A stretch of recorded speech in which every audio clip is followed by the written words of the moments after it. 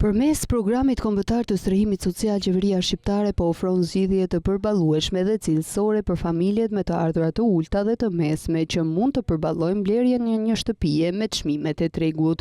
Ministri i Ekonomisë, Kulturës dhe Inovacionit Blendi Gonxha ndau në rrjetet sociale pamjen nga transformimi që ka sjellë ky program në rehabilitimin e shtëpive me disa bashki të vendit.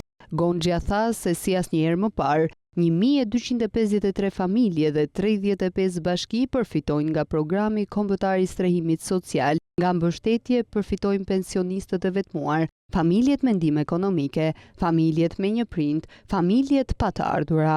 Sipas tij, me një vlerë financimi për rreth 1 miliard lekësh nga buxheti i shtetit, ky projekt do të adresojë nevojat për përmirësimin e kushteve të banimit për 1253 familje në nevojë në të gjithë vendin.